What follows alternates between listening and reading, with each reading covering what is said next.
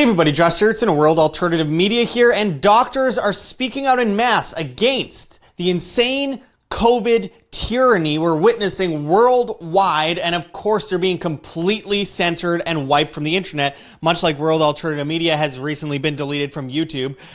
All these people that are just trying to get the word out, utilizing real science. That science isn't good enough for the science religion that is basically, it's not real science, it really is just a cult religion of the establishment in order to keep people in fear so they can be controlled. We're going to get into this article today that our friend G. Edward Griffin at redpilluniversity.org put out. It says, doctors speak out against COVID-19 treatments and lies. Now guys, we're going to get into this and play a video from these doctors as well, but because we can't post this on YouTube because, well, we were deleted, we really hope you hit that like button, hit that notification bell on BitChute, share our BitChute links, and of course LBRY as well as of course Flote.app. We are completely gone from the mainstream networks because we dare to tell the truth. They are doing a modern day book burning. Make sure to check the links below for ways you can fund us, GoFundMe, Patreon, Subscribestar. We can't do it without you folks. We have been completely wiped out as far as monetary means go, and we need to keep bringing this truth to the people. And of course, go to Twitter, World Alt Media, and send Team YouTube a message. Check out our pinned tweet at the top of our Twitter page and retweet that, like it, share it, send messages to Team YouTube saying you want our account reinstated so at least we can preserve the history. We won't be posting on there any longer. We are on the alternatives to stay. And of course, join our newsletter at www.iamband.com, and there's a Wham merchandise store at Teespring linked below as well. Anyway, let's get into this article. As it says, doctors speak out against COVID-19 treatments and lies. And as the article goes into, it says 17 doctors with extensive experience treating patients with symptoms attributed to COVID-19 gathered on the steps of the Supreme Court in Washington, D.C. to express their grave concern over the misinformation and outright lies being spread by corrupt politicians and public health officials relating to COVID-19. These doctors say that from personal experience, they know the coronavirus is easily treated, is a serious threat to only about 1/2% of the population, mostly the very old, and if it were otherwise, wearing masks and social distancing would have zero protective effect.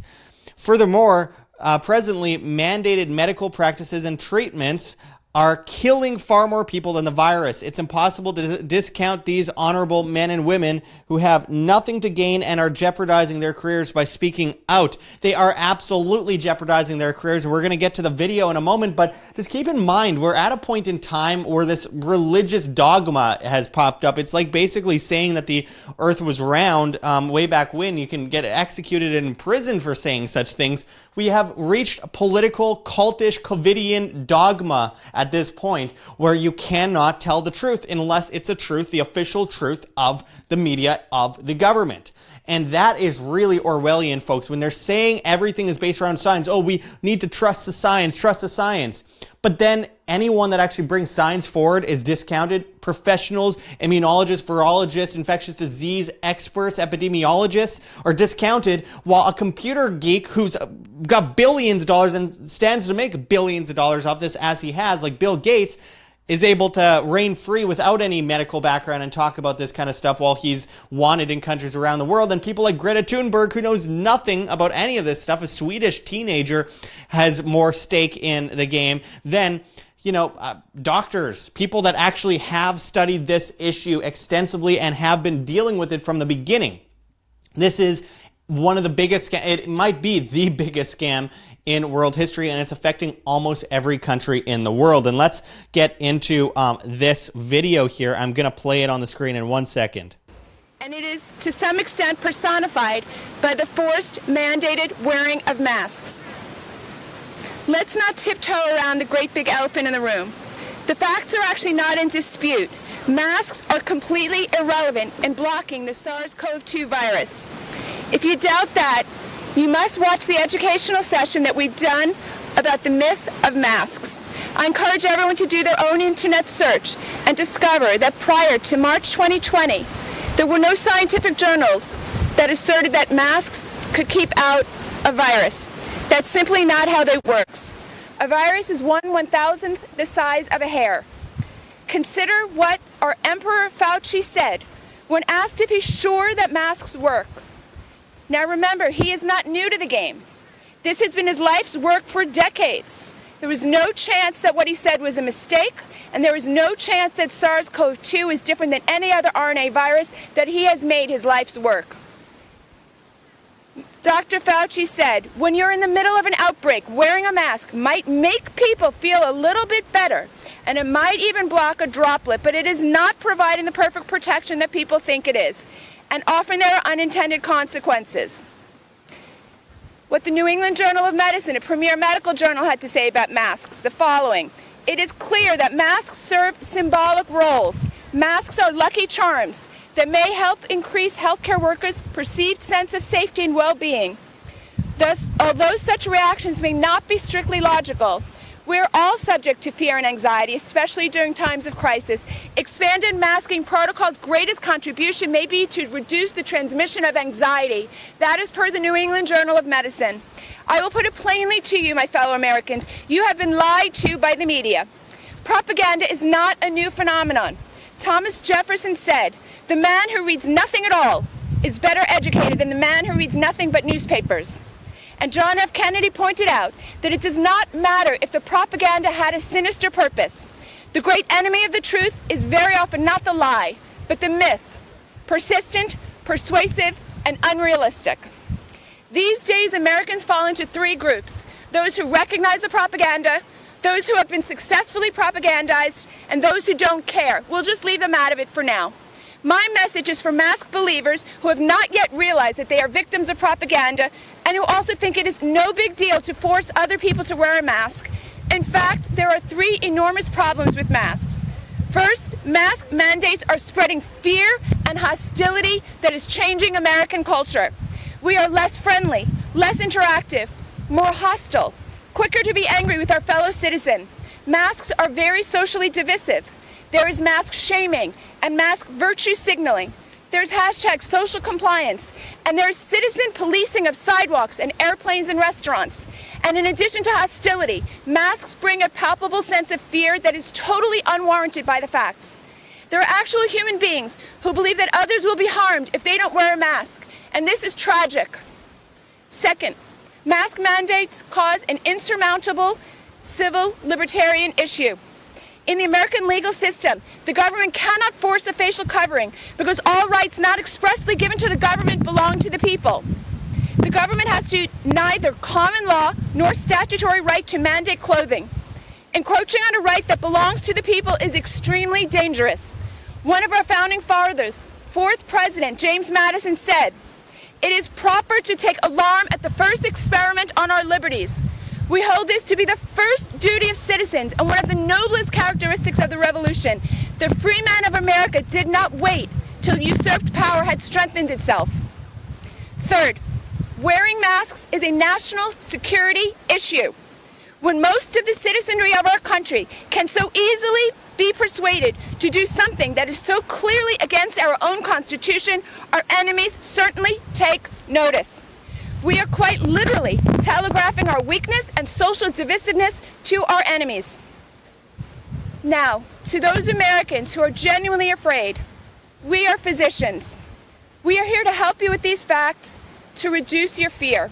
And we'll leave it at that for the video. I'll leave the link for redpilluniversity.org up on in the description for you guys to find the full video. Of course, we can't find this on mainstream media, which is insane. These doctors are speaking the truth, and they risk everything by speaking that truth. And again, the mask situation is so clear and obvious. It's like wearing an armband. They're basically trying to show it as an example of your enslavement and your servitude. These masks, you'd think that they would have a bunch of studies leading up to this point on how masks don't work, right? Well, they do. They've done hundreds and hundreds of studies that show that the mask does little to nothing, and there are some new studies from this year that say, well, look, it can stop the spread from you to another person, but it can increase your chances of catching something yourself by wearing one, so it actually outdoes the opportunity to not spread it. So they take things out of context and they only show one part in the media that says, well, it says you might not be able to spread it with the mask on. It's complete nonsense nonsense and absolutely ridiculous. And again, it's dogma, it's cultish dogma. And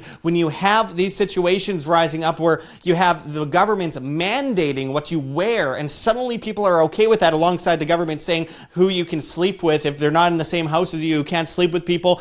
You know, the Canadian government telling people to go to glory holes. You know, it's just absolutely insane. People in Italy getting fined and arrested for kissing in public. I mean, really, guys, it's gotten far beyond Orwell at this point.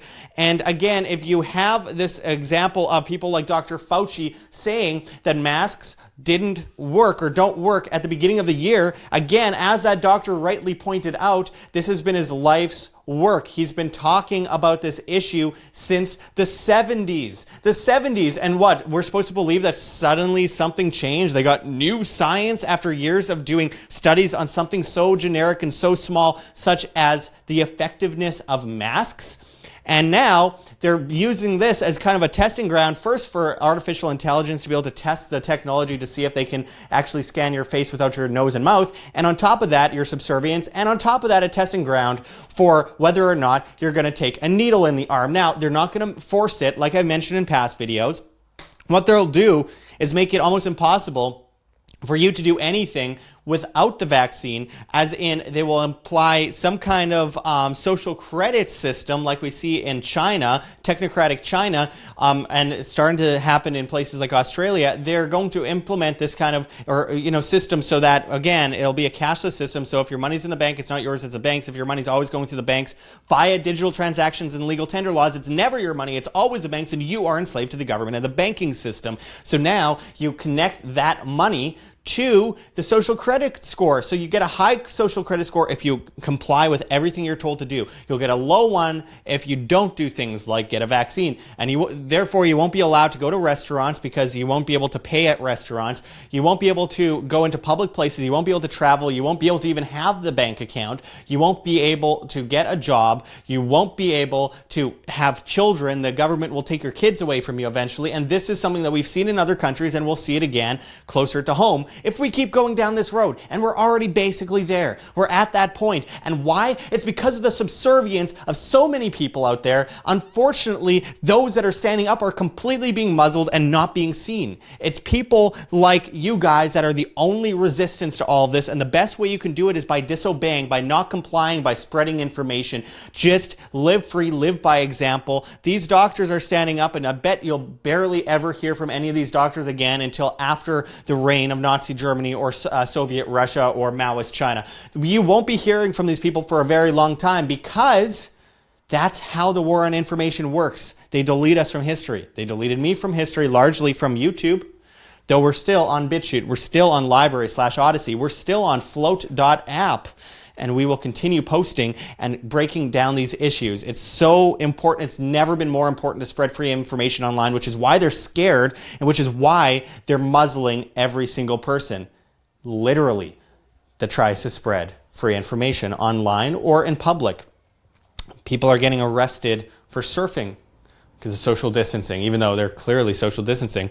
People are getting completely deep six, their careers destroyed if they dare to speak out against the dogma, the cult, the COVIDian cult that we're witnessing get bigger, larger, and more powerful worldwide because of compliance. And look, even the most awake people, most of the most awake people, out of fear, are subservient because they want to feel comfortable in life.